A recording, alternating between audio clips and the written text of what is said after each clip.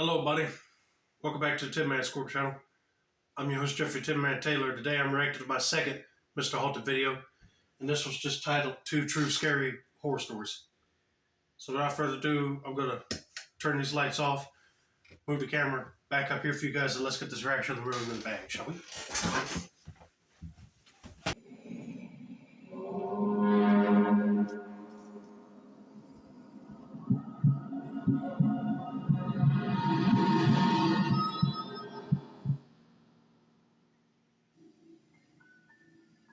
During my early 20s, I worked as a meter reader in Iowa City, Iowa. Okay.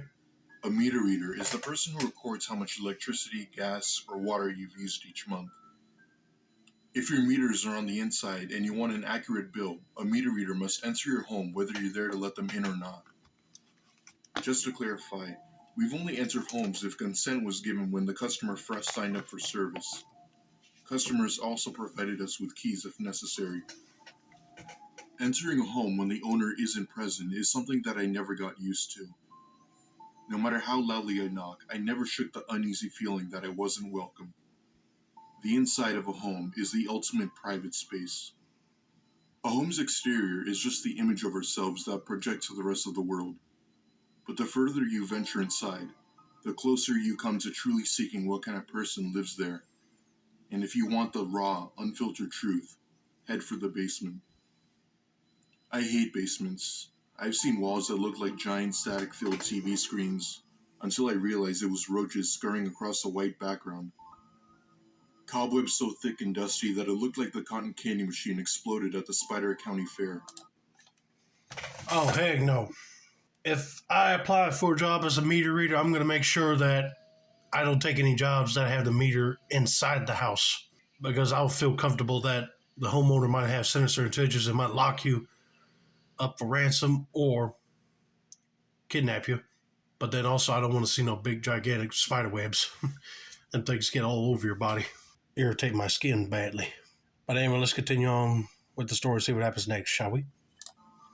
I've seen rats, snakes, feces, weapons, neglected children, abused pets, homeless squatters, massive hordes, bizarre sexual items, a makeshift meth lab, and even a coffin.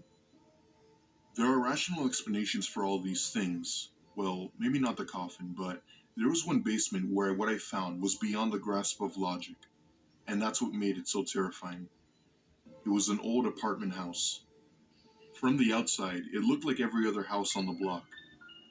I entered the back door and found myself at the top of a staircase. I ran my hand along the wall until it gazed a light switch. I flipped the switch, but no lights turned on. I wasn't carrying a flashlight. A typical route involved 5 or 6 hours of walking, so I carried as little as possible. Oftentimes, I used the light from my handheld screen, but it only illuminated whatever was about a foot in front of it. So, armed with the world's worst lantern, I made my way down into the darkness. Once at the bottom, I blindly shuffled across the room one baby step at a time. With arms outstretched and head down, I eventually reached the far side of the basement. I shined the dim light from my handheld along the wall and discovered 2 doors. Each door led into its own small room. I chose the door on the right and found the meters in the far corner. As I entered the reads, I began hearing noises coming from the other room. Something was moving, and there was whimpering that grew louder and louder as I listened. I eventually realized it was a dog. It sounded weak and distressed. I tried opening the door, but it was locked. At this point, the dog was scratching on the other side of the door. I felt helpless. I reported it when I got back to the office, but I couldn't shake the thought of that dog. It stuck with me over the next month until it was time to return. Okay, first of all, if you're not allowed to carry any flashlights, I would just carry a bright pin light just to see where I'm going. But then, if you hear a dog scratching on the other side of the wall, acting like it's hungry, I wouldn't hesitate. I'll just go open the door and see what's wrong with it. And if it's bad, I'll call the police just to get that dog out of there and take it somewhere to get treated for malnourishment and neglect. Because that's just wrong that people would leave their animals tied up down into the basement or outside and hardly even feed them or give them water until they start getting thin. They're indecent human beings. So there I was, 1 month later, back within that basement. At least this time, I knew where the meters were located. I shuffled back to the little room on the right, while keeping my ears open for any sounds coming from the other room. This time, I heard nothing. I read the meters and started making my way back, but I couldn't shake the memory of that dog. Was it still trapped inside that room? My curiosity got the best of me. I stood outside the door for a few moments, listening. Still nothing. That's when I made a huge mistake.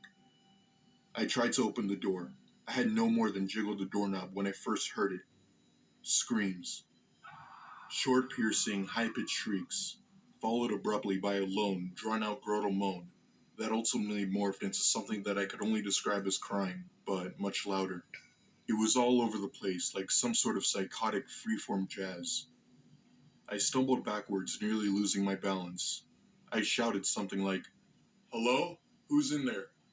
There was no response, just screams. "Are you okay? Do you need help?" Still no response, just screams. There was no doubt that I yelled loud enough for him to hear me. He didn't want my help. He wanted me gone. I fumbled my way through the darkened room towards the exit. When I reached the top of the stairs, I just stood there listening. I was trying to wrap my mind around what I was hearing. I waited for the screaming to stop, but it never did. When I finally left, it was still as loud and determined as when it began. I felt relieved, but that quickly vanished when I realized I had to do it all over again next month. I reported what I heard, but nothing came of it. As my return drew near, a sense of dread grew inside of me. What kind of lunatic sits alone in total darkness and silence? My mind created endless expectations for what kind of hell laid beyond that door. Okay, it ain't no dog, but still, if it's somebody that's mentally disturbed, I still would have called the cops. Because why would somebody keep him down there when he needs help, like at a mental hospital? Oh man, I hope that guy just don't run out of the room and attack him, because that'll be a nightmare all by itself. By the time I returned, I built up to him in my mind so much that anyone other than the devil himself would have been a letdown. But there was no sign of him the next month, or even the next several months. I'd nearly given up on solving the mystery when a stroke of luck pulled me back in. One night, I went to a concert with my friend Laura. After the show, I gave her a ride home. She'd moved somewhat recently, so she had given me the directions. I didn't pay much attention to where she was leading me, until she pointed to a house a ways up the street. I couldn't believe it. She had moved into the house with the mysterious room in the basement. Alright, this sounds weird, but have you noticed anything odd about the basement at this? But before I could finish my sentence, she blurted out that a crazy guy lives down there. Finally, I had confirmation. She went on to tell me that even though her apartment was in the attic, she often heard him yelling late at night. But that wasn't all. She had actually met him. One day while walking to her car, she saw him standing in the lawn. He stood perfectly still with no expression on his face. He was directly in her path, so she cautiously made her way around him. She noticed that he was staring at her, so she offered a friendly hi as she passed. He had no reaction, except for one unsettling exception. He stuck out his tongue, then quickly sucked it back into his mouth and resumed acting like a statue. Thoroughly creeped out, she got in her car and drove away. 2 or 3 months later, I finally met him myself. I entered the back door like I had so many months before, but this time, something was different. There was a light on in the basement. I peered down the staircase, and at the bottom, a ragged-looking dog was staring back at me. It was the same dog I heard during my first visit. Then, I noticed something else. Behind the dog, I could see a pair of bare feet. The ceiling blocked my view for the rest of whoever was standing there, but it didn't matter. I knew it was him. I should have left right then, but I didn't. I know this probably doesn't make any sense, but at this point my desire to finally get some answers outweighed my fear. I shakily called out, "Meter reader," and started to make my descent. As I made my way down, more of him was revealed. He looked to be middle-aged, his head was shaved, and his eyes were wild. He was wearing pants but no shirt. What I remembered most was how lean his body looked. It had the look of a body that was never at rest. I explained who I was and what I was doing there. To my surprise, not only did he talk to me, but he actually sounded somewhat normal. The volume and pitch in his phone was odd, but he said the same sorts of things that people typically said to meter readers. I even started to doubt whether or not he was the same man I heard screaming, but his behavior slowly removed all doubt. He's mentally insane in the mind. That's all I got to say. Because sometimes he will start yelling and acting crazy like that time you said before, but then when you meet him, he's all calm. But I would have taken it seriously if he was sticking his tongue out at that girl and asked him why did he do that. But then there is a dog down there, and I thought it was him making the dog noises. And the dog is all ragged. He should try to take the time to wash or groom him, but not only that, make sure he's fed properly. Because he definitely don't want that meter reader reporting him to police for, like, not only animal cruelty, but him being mentally insane. I just hope he just does a little quick talk with him, does his job, but go back up before he decides to grab him. As I read the meters, he rapidly paced back and forth. He was constantly wringing his hands together and spastically cocking his head from side to side. The longer he talked, the more agitated he became. He began grimacing, and little verbal tics started popping up in his speech. Every so often, he blurted out aloud, "Ah," in the middle of a sentence. He was trying to suppress these sounds, but he was losing the battle. I started to make my way to the exit, and he then followed. His verbal outbursts grew louder and more frequent. I was petrified. When I reached the staircase, I drew our conversation to an end and said goodbye. As I turned to head up the staircase, he could no longer hold it in. Screams.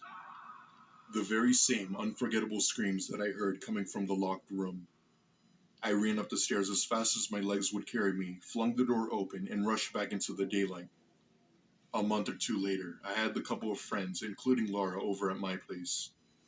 I was excited to tell her about my encounter, but as I was relaying what happened, I could tell that something else was on her mind. When I finished telling my story, she told me about something she'd seen a couple of weeks earlier.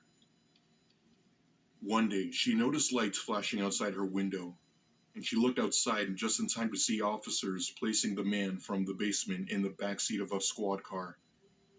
She later found out from another tenant that he had attacked someone with a knife.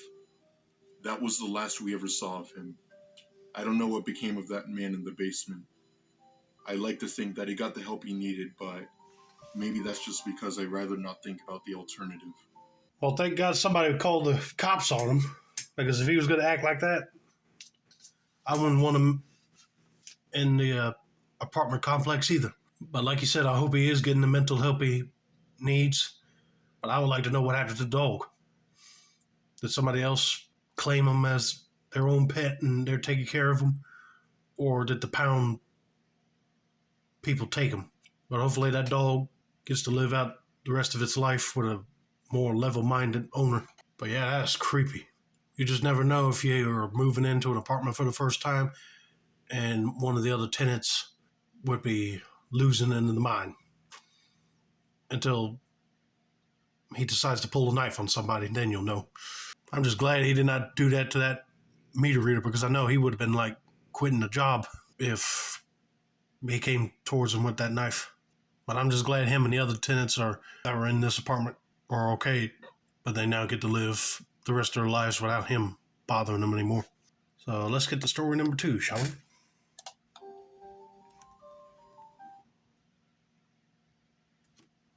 This took place when I was around the age of 7. My dad left my mom and I when I was 3, and my mom would always be the one that raised me and took care of me.